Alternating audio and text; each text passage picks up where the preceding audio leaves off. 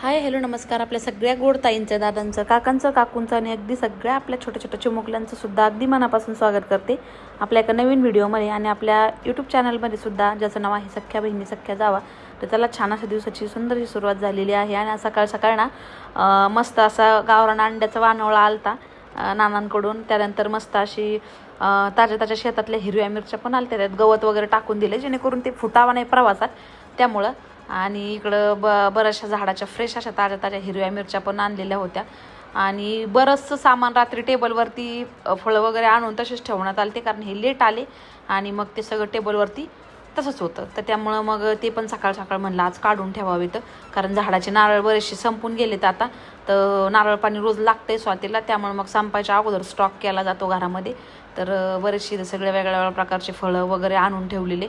म्हणलं आता सगळं व्यवस्थित फ्रीजमध्ये सेट करावं आणि मग पुढच्या कामाला लागावं, कारण रात्रीपासून हे सगळं बाहेरच होतं.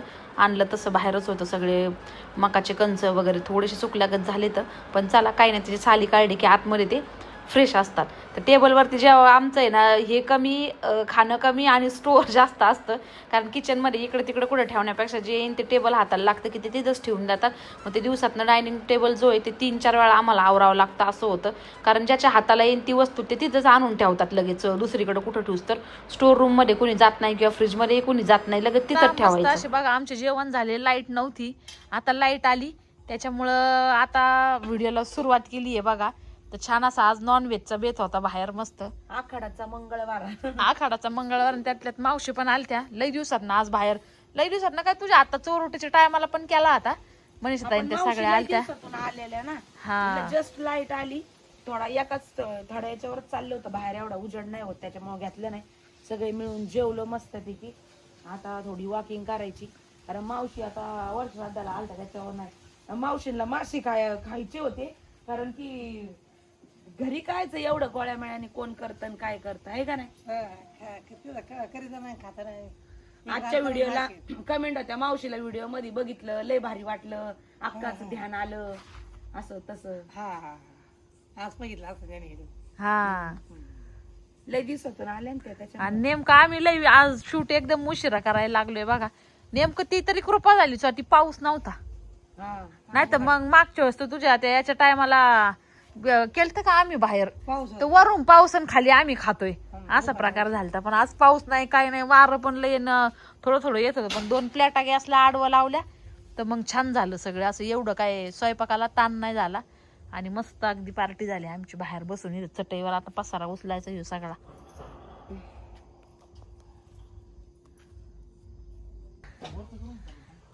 कालच्या व्हिडिओ खाली बऱ्याचशा कमेंट्स होत्या की नक्षत्राचं झाड म्हणजे काय. मी तर म्हणलं गेले ते, पण ते फुटलं पण आणि त्याला फुलं पण आले बघ, किती भारी व्हाईट व्हाईट फुलं येतात, लय छान ह्या झाडाला. आम्ही मम्मी कोण आणले ते रोप, 8 दिवस बाहेरच राहिले आमच्याकडनं, लावण्यात नाही आले. म्हणलं गेले का काय, काही नाही, पण नुसते ते कांदे खोसून दिले ना तर त्याला हक लय छान अशी फुलं येतात, व्हाईट व्हाईट पांढरे पांढरे. आणि ते गेल्यात जमा केलं पण आलं बाई, ते फुटलं. काय म्हणते का याला साठी या फुलांना, लिली. लय भारी वास पण आहे त्याला, छान भारी फुटन ते आता मस्त अगदी. तिकडं नेऊ उचलून. मग मला वाटलं जळाले आता नाही यायचे काय, उगाच लावीत बसायचं, पण ते दिले कोसून स्वातीने, आले ते चांगले मस्त.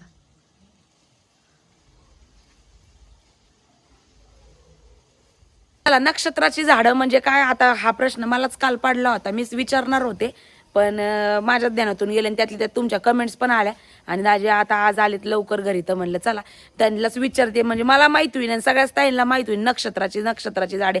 बऱ्याच वेळा उच्चारण्यात आले कालच्या व्हिडिओमध्ये, पण नेमकं नक्षत्र म्हणजे मला काय वाटलं होतं की एखादं झाड असं आणि त्या झाडाचं नाव नक्षत्र आहे असं, आणि तेच झाडं सगळे आहेत की काय असं, पण ते वेगळंच त्याच्या मागचं रहस्य. तर दाजीच सांगते ना आता कसं काय आहे नेमकं, नक्षत्राच्या झाडाचा काय फायदे आहेत, किंवा का लावलेत, किंवा काय नेमकं प्रकार आहे तेच सांगते ना आता.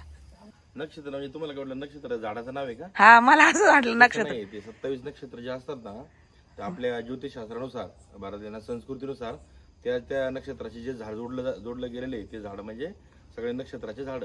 जसे की 27 त्याच्यामध्ये उल्लेख होतो, सपोज दॅट जांभूळ म्हणा, पिंपळ म्हणा, फणस पण येते, त्यानंतर खैराचं झाड आहे, अशा 27 झाडं असतात. ते कडुलिंब.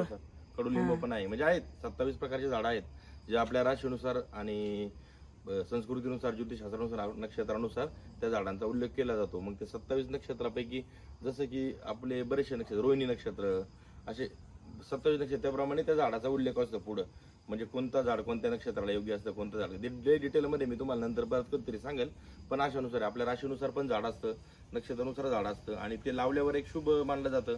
ते आपल्या म्हणजे आपण संस्कृतीचा पण जपतो आणि आपलं ज्योतिषशास्त्र बी जपतो. अशा दोन्ही गोष्टी त्यामध्ये पॉझिटिव्हिटी क्रिएट होते ऑटोमॅटिकली. म्हणजे आता बघा, जांभळच्या झाडावर माझी पिंपळावरून जर गेली, पिंपळावरून कडुलिंबावर गेली, कडुलिंबावरून पंचावर गेली, कुठंतरी त्या नजरेमध्ये कुठंतरी नजर पॉझिटिव्ह होणारच.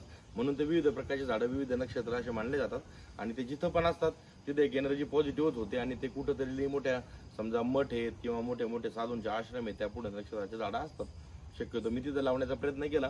काही झाडं खैर मला नाही भेटले, एक खैराचं झाड नाही भेटलं, ते भेटेल कुठंतरी. 1-2 मित्र म्हणले डोंगरावर आहे, अजून असे 2-3 झाडं आहेत जे की थोडेसे भेटले नाही. ते पूर्ण झाल्यावर 27 झाडं पूर्ण होतील, म्हणजे त्या नक्षत्राचे 27 जे असतात तेवढे झाडं तिथं लावले जातील. असं डोक्यामध्ये एकदा विचार आला. आपल्या शेजारी हिवरेबाजारला पवार साहेबांनी पण अशा नक्षत्राचे वाटिका केलेली आहे, त्यांच्या रस्त्यावरच नक्षत्रानुसार, राशीनुसार. ते पाहिल्यानंतरच एक डोक्यामध्ये विचार आला का आपण बी थोडंसं करावं. कारण की तुम्हाला जर कधी पाहायचं असलं तर त्या हिवरेबाजार रोडला पण आहेत, त्यांनी पण खूप चांगल्या प्रकारे त्याला योग्य ते वृक्षारोपण नक्षत्राप्रमाणे, राशीप्रमाणे करून त्याला डेव्हलप केलेलं आहे. खूप सुंदर वाटतं तिथं बी. मग त्यांचाच एक आदर्श घेऊन मी पण तसं थोडा करायचा प्रयत्न केला. आता ते जगवणं, त्याला मोठं करणं ते खूप जरुरी आहे.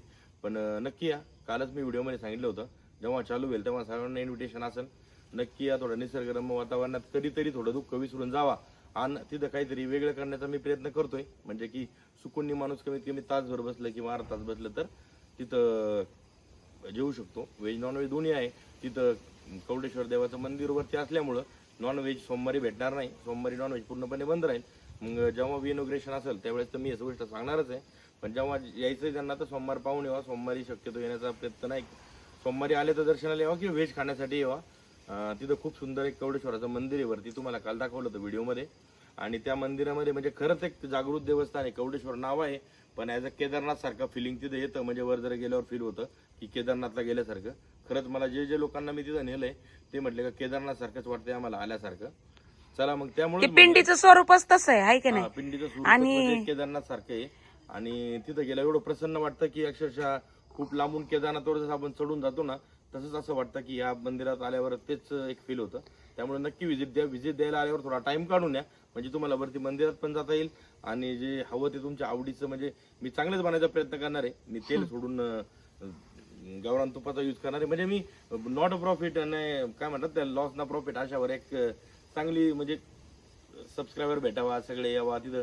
माझा मेन मोटो काय आहे की गावातले लोक आहेत ना, ते जातात नाही का, त्यांना सगळ्यांना निवात पाहिजे, गावातले म्हणा आसपासच्या गावातले, पण त्यांनी कधी फॅमिलीला पण घेऊन जायला पाहिजे आपल्या जवळ. ते काय म्हणतात हॉटेलला लांब आहे, एवढ्या लांब कशाला जायचं, म्हणून मी थोडं जवळ करायचा प्रयत्न केला. आता त्यांना ते बाणा राहणार नाही की हॉटेलला लांब आहे आणि आता जेवायला, तर तिथं नक्की या. तशा फॅसिलिटी केल्यात, फॅमिली वेगळं थोडंसं आणि तसं करणार आहे. आणि त्याचा प्रॉपर ऍड्रेस काय येतो दाजी? त्याची बैठक, त्याचा प्रॉपर ऍड्रेस आहे आपण कांबरगाव पासून, कांबरगाव मेन रोडला येतं. कांबरगाव पासून वरती आल्यावर पिंपळगाव कवडा, आणि पिंपळगाव कवडापासून कोणाला जर विचारलं दैठणेका जाण्याचा रोड किंवा लोकेशन, तसं मी लिंक शेअर करणार आहे. एक कांबरगाव पासून आय थिंक मला वाटतं 4 किलोमीटर आहे, आणि दैठणे गुंजाळपासून एक 4 किलोमीटरच येईल, सारोळ्यामधून 2 किलोमीटर येईल, आणि पुणे हायवे पासून एक 4 ते 5 किलोमीटर आहे आतमध्ये. म्हणजे स्पेशली असं त्या रस्त्याला काही नावच नाहीये, कारण मधीचे 3 रस्त्याच्या सेंटरलाच आहे. पर्टिक्युलर नाव नाही, पण कौडेश्वर मंदिराच्या खाली पाहिजे त्याला, ते असं ठिकाण आहे. आणि तिथं एक काय म्हणतात त्याला, वाढ का काय असं नाव, आणि ते पहिलं प्रसिद्ध होतं वाड्यात किंवा असं काहीतरी, वाड नावाने प्रसिद्ध होतं. पण आता वाड म्हणल्यावर सर्वांना कळणार नाही, पण लिंक मी नक्की देईल. आणि ते नंतर आता आपण हळूहळू ताई दादा एवढं फेमस करू की लिंक द्यायची गरज नाही पडायची. सगळे म्हणतात आम्ही सांगतो ऍड्रेस कुठे. बघा आता आजच्याच व्हिडिओ खाली होत्या कमेंट की ताई ऍड्रेस सांगा, आम्ही नक्की येऊ. म्हणलं आता झाल्याच्या नंतर मला बोलून ना सर्वांना. आणि थोडा मग निसर्गाच्या मध्ये कसं करावं. आणि खालीच मग मी आता सध्या हॉटेल केलंय, एक टेम्पररी हॉटेल चालेल, खाली मग रिसॉर्टचा प्लॅन करतोय. हळूहळू ते रिसॉर्ट सुरू होईल, म्हणजे सर्वांना स्टे करायला पण सुरू होईल. तिथं 4-4, 5-5 दिवस राहू शकता असं पण प्लॅनिंग. तुम्ही कॅम्पिंग, आपले कॅम्पिंग टेंटचा बी प्लॅन करतोय, कॅम्प फायर करू शकता. आणि तिथं लाईव्ह हे पण चालणार आपलं काय लाईव्ह कॅम्प फायर. त्यामुळे अशा काही गोष्टी की जे थोड्या डिफरंट पाहिजे, आणि लोकांना जे वाटतं की असं काहीतरी व्हायला पाहिजे. मग त्याच हेतूने मी थोडंसं त्याला हे करतो. आणि माझा एक मनातलं एंटरटेनमेंट म्हणजे चला भाऊ तिकडे जायचं डोंगराला, तिथं हॉटेल हे करायचं, त्या हेतूने मी केलंय. का लई जास्त तिथं मला लई अतिगिरायक असावं किंवा मी लई लोडेड असावं आणि मला लई खूप त्या हा लय झालं. म्हणजे बिझनेस जे येतं आमचे बिझनेस आम्ही आता साड्यांचा पण करतो, त्याच्या खाली पण एका ताईंची कमेंट आहे की तुम्ही बिझनेस करता तर तुमचे पैसे तुम्ही काय करता, घरात वापरता की तुमची सेव्हिंग तुम्ही दोघी जणी वेगळी करता का, त्याच्याबद्दल पुढे आपण बोलूच. पण आमचे घरातल्यांचे माइंड असे आहेत सगळ्यांचे, बिझनेस करतो सगळ्या गोष्टींमध्ये, म्हणजे जे पण आहे काही ते आमचे व्यवसाय असो किंवा आमचे काम असो, तर आम्ही ना प्रॉफिट ना लॉस अशावर खेळतो. आम्हाला फक्त समोरच्या व्यक्तीचं मन जिंकायचं असतं. एवढं म्हणजे आणि हा नातेवाईकांना आपण जाऊन तिथं हप्त्याला खाल्लं तरी पैसा वसूल नाही. आता मी एक म्हणजे अलग थोडासा अनकॉमन व्हिडिओ म्हणजे कायमचा कॉमन नसताना एक व्हिडिओ केलाय, पण तो लगेच शेअर नाही, त्यामध्ये थोडंसं अमेंडमेंट आहे म्हणून तो व्हिडिओ मी वेटिंगला ठेवला. कारण की जे बऱ्याच त्यांच्या दादांचा नाही का आपण एक चॅरिटेबल ट्रस्ट करू, आपला एनजीओ पाहिजे एखादा, एवढी फॅमिली कधी एकत्र येत नाही आली म्हटल्यावर तेच मी करायचा थोडा प्रयत्न करू. त्या काही त्याच्यात काही प्रॉब्लेम येतात, त्याला खूप कंडिशन असतात, त्या मी कंडिशन फुलफिल करून तो व्हिडिओ बनवायचा. आणि मग त्यानंतर जेव्हा आपण स्टार्टअप घेऊ, लई ताईंचा दादांचा मला फोन आला की तुम्ही करा, सुरू करा. जेवढे नंबर माझ्याकडे सेव्ह आहेत, बहुतांशी ताई दादा आमच्या घरी येऊन गेले, त्यांचे नंबर माझ्याकडे सेव्ह आहेत. भरपूर काही डॉक्टर आहेत त्यामध्ये, काही इंजिनियर, कोणी पण XY, कोणी पोलीसमध्ये, कोणी कशामध्ये, पण सर्वांचा एवढा सहभाग मला त्यामध्ये भेटला का तुम्ही एक एनजीओ करा, चॅरिटेबल ट्रस्ट आपला पाहिजे. आपण एक छोटी अमाऊंट, स्मॉल अमाऊंट जरी केली तर एक बिग अमाऊंट होईल. आपण कशाला बी कोणत्या बी क्षेत्रामध्ये हेल्प करू शकतो. कारण की आपण जर मी कधी गौशाळेला कोणाला म्हटलो तर 10-15 मिनिटांमध्ये एवढ्या ताई दादा पैसे पाठवतात, काही गायांच्या काही 2-3 गौशाळांचं काम होऊन जातं. पण ते करण्यापेक्षा आपण वन टाइम आपला एनजीओ केला, त्यामध्ये काही कलेक्शन असले तर आपल्याला कोणाला म्हणायची गरज नाही किंवा कोणाला सांगायची गरज नाही आणि आपण काहीतरी पुढं करू शकतो. मग त्याच्या रिलेटेड मी व्हिडिओ केलाय, पण थोडेसे काही प्रॉब्लेम असल्यामुळे मी त्याला वेट केला थोडासा, ते नंतर आपण पब्लिश करू. कारण की त्याच्या बँकेत काही कंडिशन असतात किंवा त्या चॅरिटेबल ट्रस्ट करायचं म्हटलं भरपूर कंडिशन असतात, त्याला ऑडिटेबल असतं, त्याचा येणाऱ्या पैशाचा योग्य उपयोग झाला पाहिजे.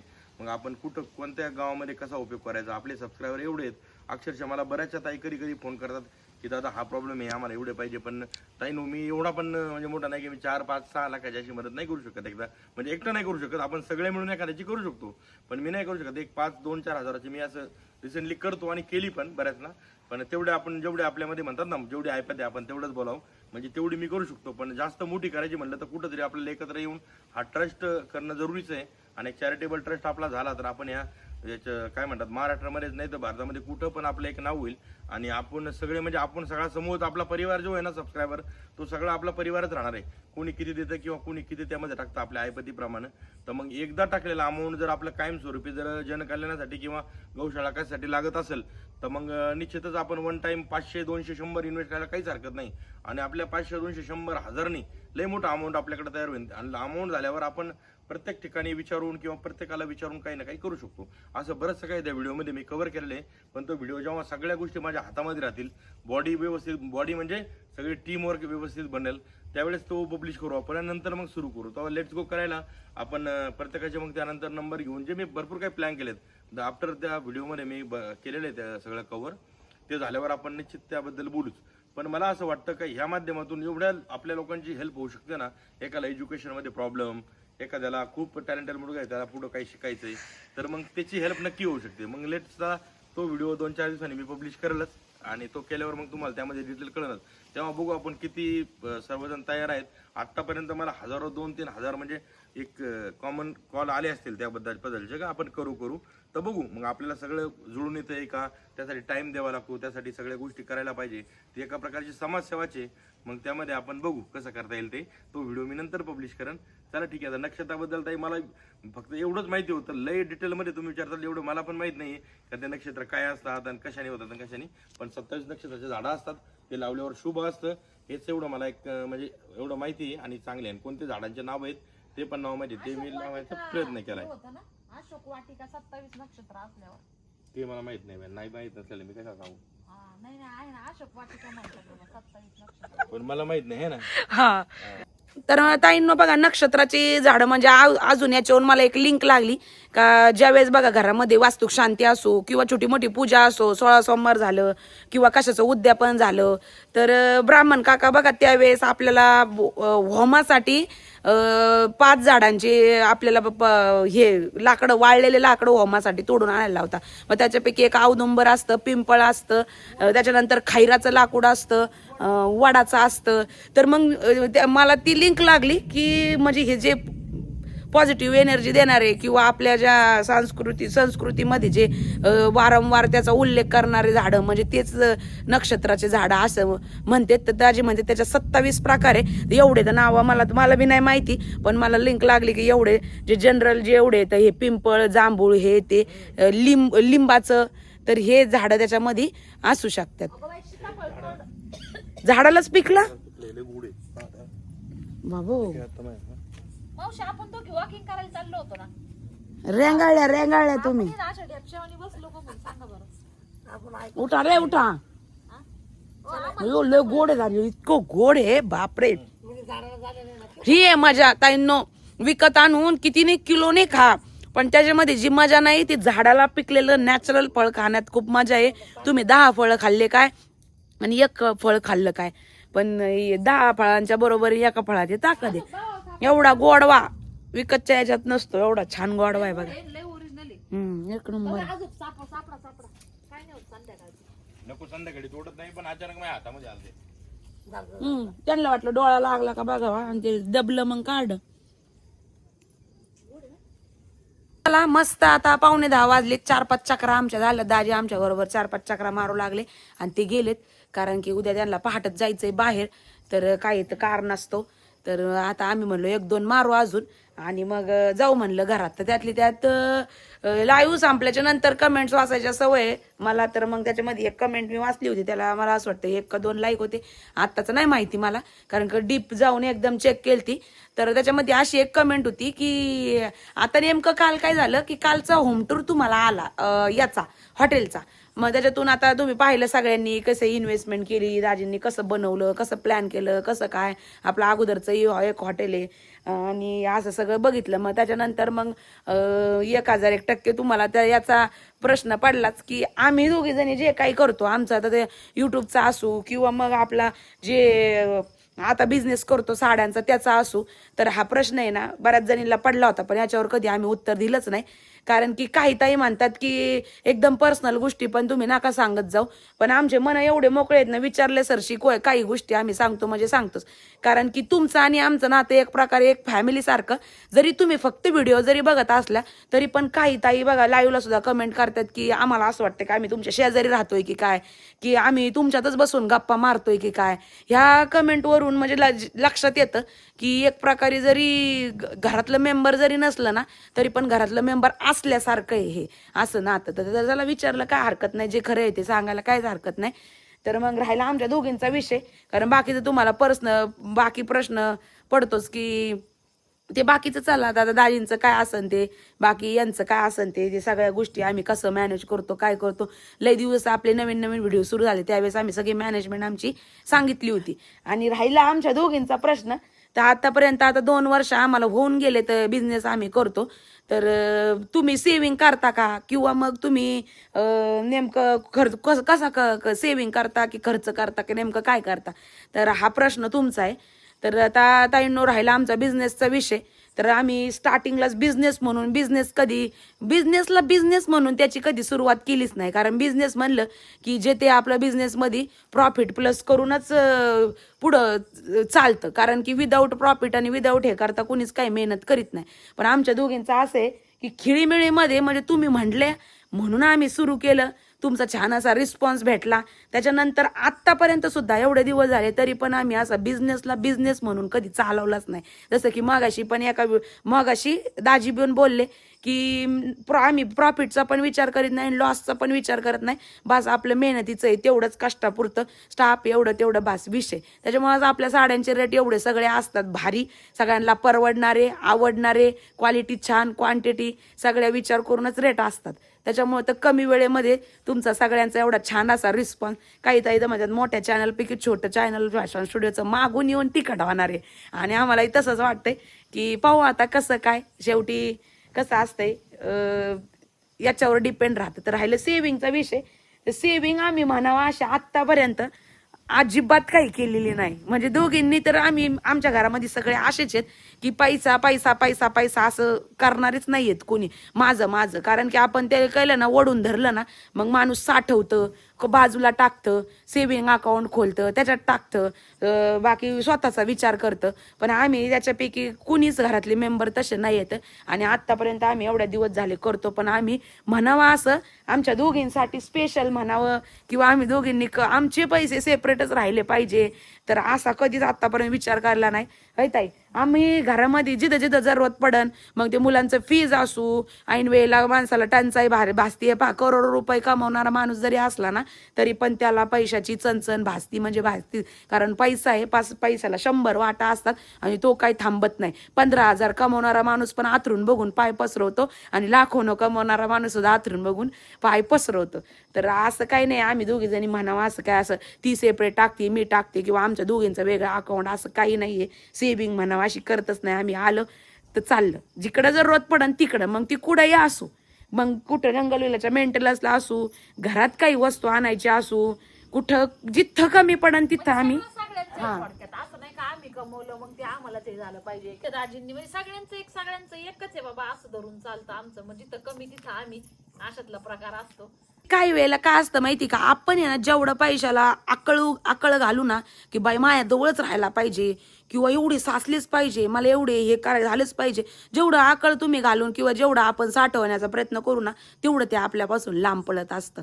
तर असा प्रकार होतो. त्याच्यामुळं आम्ही असा विचार नाही करीत की बाई 10 इकडे गेले 15 इकडे गेले, मग बाई आता मी परवा दिवशीच हे केलं होतं मग आता नाही करायचं. कारण दाजींचे आमचे विचार एवढे चांगले आहे, त्याच्यामुळे त्यांनी सगळ्या आमच्या फॅमिलीला विचार तसे दिले आणि आमच्या पोरांचे विचार तसेच आहेत. कारण आपण कमवतोय कशासाठी, एवढूशा हातभर काही एकीत पोटासाठी. आणि पहिले लोक काय करायचे की पोटाला पिळे घालायचे, का मावशी रात्रंदिवस कष्ट करायचे, भाकर चालता चालता खायचे, घाम गाळायचा, एवढं कुणासाठी, लेकरा बाळांसाठी. पैसे कमवायचे, साठवायचे, वावरं घ्यायचे, जमीन जायदाद सगळ्या गोष्टी करायचे.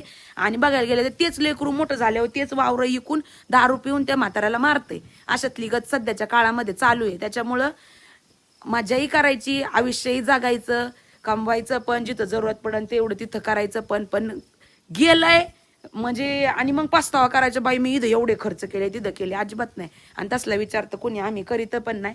कारण की जेवढं येतंय तेवढं ज्या मार्गाने येते त्या मार्गाने जातं. पण खर्च करायलाच असतील, खर्च केला तर पैसा येतो, असं तुमच्या दादींचं मत आहे. ते म्हणते जेवढं आपण खर्च करू ना तेवढं आपल्याकडे येतं. थप्पी लावून काहीच उपयोग नाही ताईंनो. आपण आहे ना म्हणजे खरंच म्हणजे आपण खूप राब आयुष्यभर कष्ट करतो, कमवून ठेवतो, बंगले घ्या, गाड्या घ्या, सगळ्या घ्या, पण ती कुणासाठी? आपण आपल्या जीवाची आहे तोपर्यंत हाऊस करून घेत नाही आणि नंतर ते लेकरा बाळांसाठी ठेवतो, पण त्यांना तिची किंमत नसती. आपल्या जोपर्यंत वय ना तोपर्यंत आपण कमवलेल्या पैशाचा आनंद किंवा उपभोग आपल्याला घेता आला पाहिजे. म्हणजे थोडक्यात की 25 ते 30, त्याला 25 नाही पण 30 ते 45च्या वर्षामध्ये ना, जे पण आपण कमवतो, जी पण आपली इन्व्हेस्टमेंट आहे, जे पण आपल्याकडे येतं, त्याचा सगळा आनंद आपल्याला घेता आला पाहिजे. असं नाही की आपण कमवायचं 50-55 वर्षानंतर मग चांगलं आलिशान घर बांधायचं मग एसीत झोपायचं, त्याला काहीच अर्थ नाही. मग ते किती वर्ष आपण त्याचा सगळा आनंद घेतो, लई हार्डली 5 वर्ष किंवा 10 वर्ष. पण तेच जर आपण 30 ते 40 वर्षाच्या आतमध्ये, मी 40 पण नाही 30 ते 35 वर्षाच्या आतमध्ये जर ते अचिव्हमेंट केलं, तर त्याचा उपभोग निदान आपल्याला अर्ध आयुष्य तरी घेता येतं. पुढं मुलं तर घेतीलच, पण आपल्याला आपलं कमाईचं जे पण आहे आपण कमवलं त्याचा अर्धा उपभोग आपल्याला तरी घेता आला पाहिजे. म्हणजे असे विचार आहेत आमचे. त्याच्यामुळेच मग जंगल विलाचं एवढं झालं, आता करोडो रुपयाने खर्च झालाय. पण असं नाही की बा लई मोठं घर आहे किंवा लई मोठं हे म्हणून लई पैसा आहे, लई आहे, असं नाही. प्रत्येकाला प्रत्येक गोष्टी कुणी काही म्हणजे आतरून बघून पाय पसरत असतं आणि अख्खी शून्यातून विश्व निर्माण करून अख्खी कमाई, मेहनतीचा घामगळतीची सगळी आम्ही लावलेली आहे. आणि जे पण काही इथून पुढचं करतोय ती एक प्रकारची आम्ही असं सेव्हिंग म्हणून काहीच नाही, एक इन्व्हेस्टमेंट काही ना काही करीत जातो. तीच खरी प्रॉपर्टी. म्हणजे आयुष्याचा उपभोग घेता घेता त्याचबरोबर काही इन्व्हेस्टमेंट पण होती आणि सगळ्याच गोष्टी होतात. त्याच्यामुळे म्हणावा अशी सेव्हिंग किंवा आम्ही ठेवले साईडला, लय सोनं नाणं केले आणि लय बऱ्याच टाईम तुमचं ज्वेलरीचं कलेक्शन दाखवा, हे दाखवा, ते दाखवा. पण जे व्हिडिओमध्ये शेअर करण्याजोगते ते आम्ही नक्कीच करू आणि जे नाही करण्याजोगते ते नाहीच केलं पाहिजे. नाहीच करत शक्यतो ह्या गोष्टी व्हिडिओ मध्ये नाहीच करत. करतात लोक करतात, पण आम्ही नाही करत बाबा. त्याच्यामुळं पर्सनली तरी आम्ही असं आतापर्यंत काही विचार केला नाही, कारण आम्ही समजतो जे जिथं खर्च होईल, जिथं पैसे लागतील तिथं दिल्याच्या सरशी ती एक प्रकारची इन्व्हेस्टमेंटच आहे बाबा आपल्यासाठी इन फ्युचरसाठी. मग त्याच्यामुळं बस एवढंच. बाकी कुणाला आता बऱ्याच ताईंना म्हणतील का हा काही सांगतात यांना, म्हणजे कुणाला विश्वास नाही बसणार. पण आता ज्याच्या त्याच्या परीने जे खरं आहे ते तर आम्ही डायरेक्टली सगळंच तुम्हाला सांगून टाकलं. तर चला मग नवीन प्रोजेक्ट उभा करायचा. झालेली जी इन्व्हेस्टमेंट असते वर्षाची 6 महिन्याची ती बँकेत थप्पीला लावण्यापेक्षा एखादा नवीन प्रोजेक्ट उभा करायचा. अशा तुमच्या दाजींचं धोरण असतं. मग ते काही असो, मग ते बँकेत राहण्यापेक्षा एक आपली प्रॉपर्टी पण होती, आपली आपण जे त्या पिरियड मध्ये हे केलं तिथं इन्व्हेस्ट पण होतं आणि आपल्याला ती एक प्रॉपर्टी पण होऊन जाते. असं धोरण असतं. म्हणजे त्यांचं काय म्हणणं आहे की माणूस आहे ना, आपण बघा बँक बॅलन्स करतो, बँकेने पैसे ठेवतो, कमवतो, पण ते एक प्रकारचं मोठं कारण असतं माणसाचं आळशी बांधण्याचं. कारण की आपण काय होतं, आपल्याला जर अचानक काही झालं ना, तो बँक बॅलन्स काहीच नाही, हा बाबा आपण त्याच बँक बॅलन्सचं काहीतरी केलं तर ते मनाला बाबा हा आपण हे केलं, आपण ते केलं, पण तेच बँकेत टाकलं ना एका दिवस आपल्याला काही झालं ना तर तो पैसा काहीच कामाचा नसतो आपल्या. हा, कारण की त्या कमवून जीवाचं रान करायचं आणि त्याचा उगाच ते वेस्ट जाण्यापेक्षा, म्हणजे आळशी कसं बनतं की आपल्याला वाटतं हा काय नाही माझे बँकेत तेवढे येतं, काय गरज आहे मला थोडंफार आराम केला, नाही काम केलं तर माझे आहेत, पण ते किती असलं तरी पुरत नाही. त्याच्यामुळे ती तरी गोष्ट नाही करायची की असल्यावर माणूस जरा निवांत राहतं. हा, थोडेफार ठेवावं पण लागतात, असं नाही की ऐन वेळेला कोणती वेळ काय कधी चालून येते सांगून येत नाही, पण लई बी असलं ना, कारण की बघा आई बाप लय कमवून साठवून ठेवतात आणि मुलांना वाटतं हा लय पैसा आहे माझ्या बापाने लय कमवून ठेवलेलं आहे, त्याच्यामुळं तो एक आळशी बनतो आणि तो पुढं काही करीत नाही. त्याच्यामुळं दाजी म्हणत असते कायम की जेवढं आहे तेवढं कमवायचं बी, एन्जॉय करायचा, पोरांसाठी सगळं शिक्षण चांगलं दिलं ना नंतर ते त्यांच्या पायावर उभं राहते. त्याच्यामुळे शिक्षणाला चांगला खर्च करायचा त्यांच्या, ते आपाप घडतात. आणि काय घडवायचं पोरांना ते आपल्यावर डिपेंड असतं. आता पैसे आकड घालायचे, नको बाई लय खर्च आहे, लय फी आहे, लय हे. आता बऱ्यापैकी आम्हाला बरेच म्हणतात की खेडेगावामध्ये राहतात मुलं, इंग्लिश मिडियमला तुमचे कसं जातात. भलेही आम्हाला स्टार्टिंगला म्हणा इथं म्हणजे आमच्या इथं बऱ्यापैकी इंग्लिश मिडियममध्ये जाणारे जे मुलं आहेत त्यांच्या आई वडील इथं राहतच नाहीत, कारण सोय नाही. मेन कारण सोय नाही, ही एक मेन गोष्ट आहे. पण काय म्हणतात ना, जिद्द लावली ना सगळ्या गोष्टी होतात. तर आम्ही पैशाचा विचार नाही करीत, मुलं घडली पाहिजे, घडल्याच्या नंतर इन फ्युचर त्यांचं ब्राईटच आहे पुढं. त्याच्यामुळे स्पेशल गाडीला आम्हाला फीपेक्षा जास्त पैसे जातात त्यांना.